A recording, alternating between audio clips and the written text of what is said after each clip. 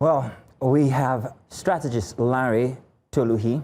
He joins us now from Manchester, United Kingdom, to discuss Nigeria's demand for permanent seat on the UN Security Council. You're welcome, Lanre. Thank you very much for joining us. Now, I beg your pardon. Now, that's not the story we're having you on. We're actually talking on Peter Mutharika as he makes a political comeback. I beg your pardon. My little mistake there. But let's talk about this. After 5 years out of office, what does his return signal about voter sentiment and also the political landscape in Malawi today? What do you think?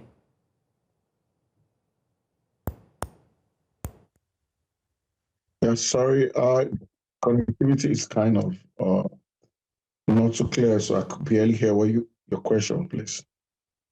I had asked, after 5 years and a return now, what do you think of the elections that just held in Malawi, especially noting that there has been widespread, well, let's say, discrepancies in the results collation? Okay, thank you. Good afternoon for having me. But if like I said, the connectivity is kind of funny, but I think what you're asking is what's my feel about the election that was held in Malawi? And if that was what you've asked, I think the election that was held in Malawi just goes a long way to show what some of us have been complaining about that's happening in Africa, where we see Africa having a way to recycle some leaders and having some people think it is their birthright to have the leadership of their country or in which you see, at the same time to the African nation and the way the populace in Africa, the way we vote and the way we go about our leadership recruitment is not something to be proud of, because you see the man that was voted now is 85-year-old man that was voted back in power. He was the one that was voted out in 2019, 2020 rerun election.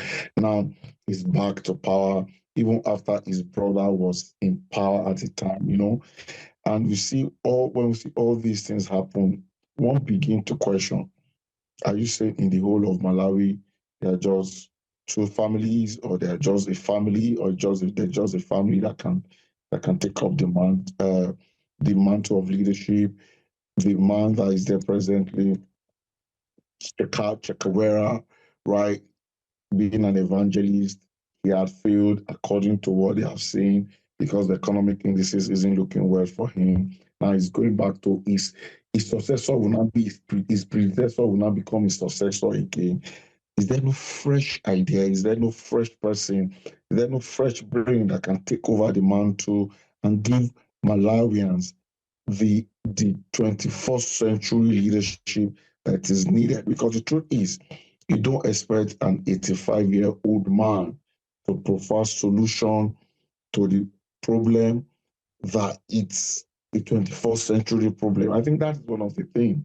Our leadership recruitment process in Africa is faulty. I've always said it, and we need to rejig that. And the people, all Africans, need to start knowing that election, we need to bring in a little bit of credibility, integrity, and better ways of choosing our leaders.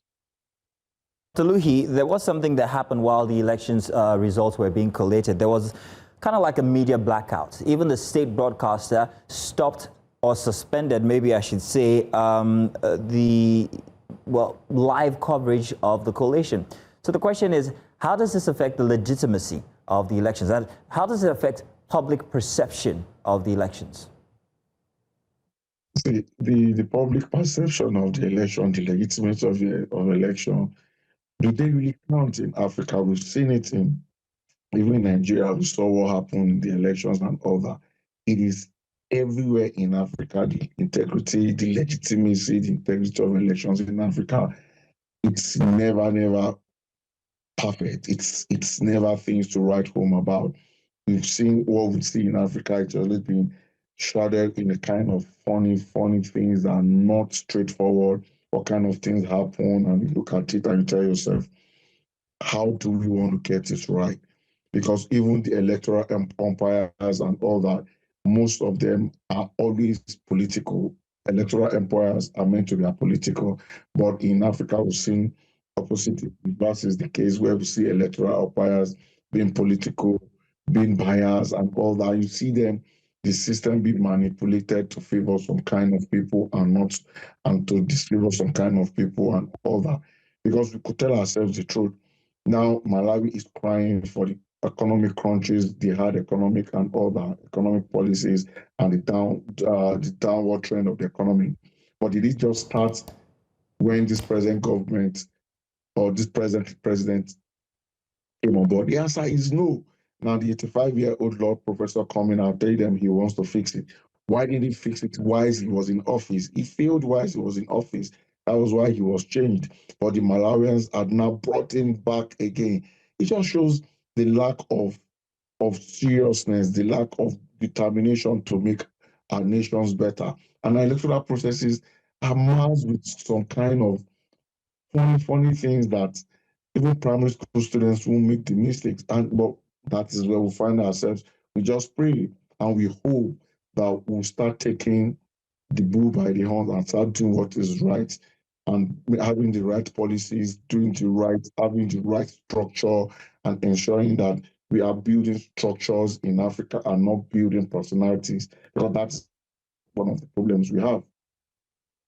Lanre Toluh, thank you very much for joining us and giving us your 2 pence on the matter. Thank you indeed.